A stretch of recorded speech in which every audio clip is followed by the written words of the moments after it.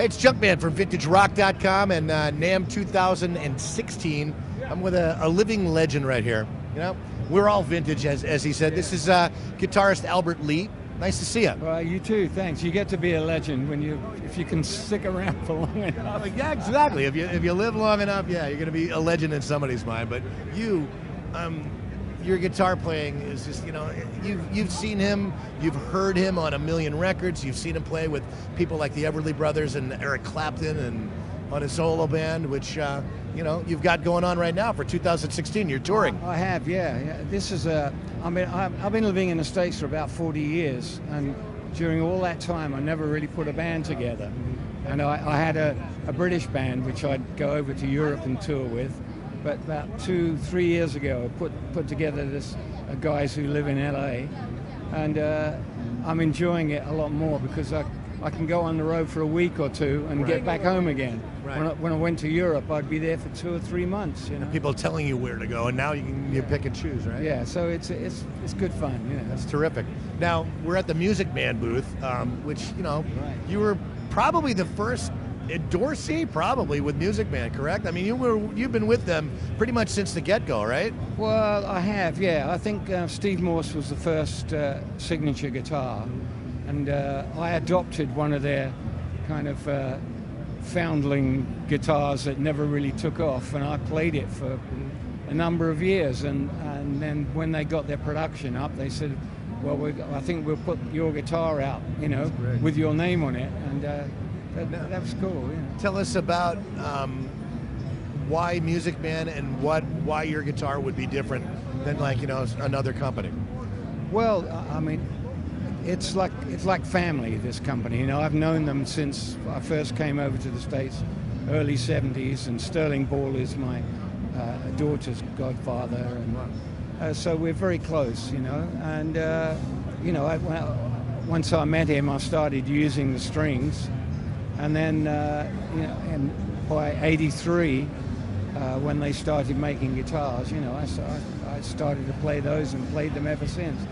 And it's great to be with a company like this, who, yeah, as it still is a family company.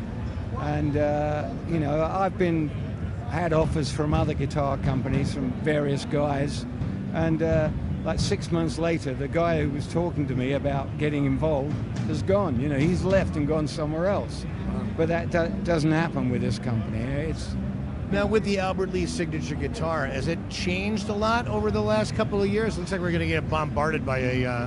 Well, they've added a few. They've added a few things to the line. You know, it was basically a, you know, 3 single coil pickup, maple neck and ash body, but, you know, in recent years they've come out with P90 pickups and with humbuckers, and you know, a lot of the young players, they like those, especially humbuckers. But for you specifically, it's pretty much the same design as like when you first started with them? Pretty much, yeah. And you know, I love the pickups on it, the single coils. There's Seymour Duncan pickups.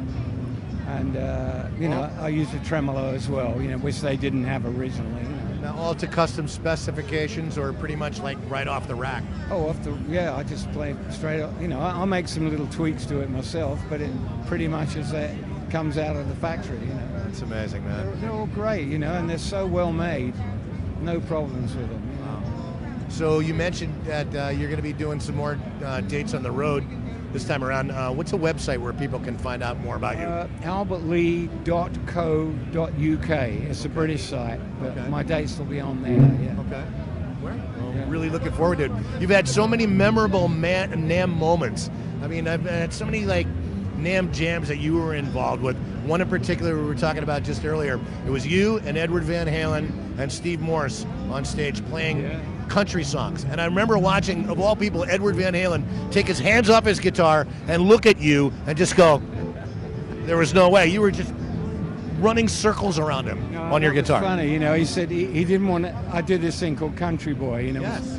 And he said, oh, I don't want to play on it. I said, no, come on, just do what you do. And of course, he was doing all the tapping and the dive bombs, and that. Of course, it was great, you know. But he just stopped. It was just like, which we were all doing in the audience anyway, you know. So it was just a really, really, really good memory of NAMM things. And anytime I see you play, it always brings a smile to my face. You know? You're very kind, thanks. And again, you know, you can go find Albert, you know, coming to hopefully to a city near you. I mean, how many dates do you think you're going to be doing in 2016? Oh, well, I hope I'll be doing at least 10 a month, you know.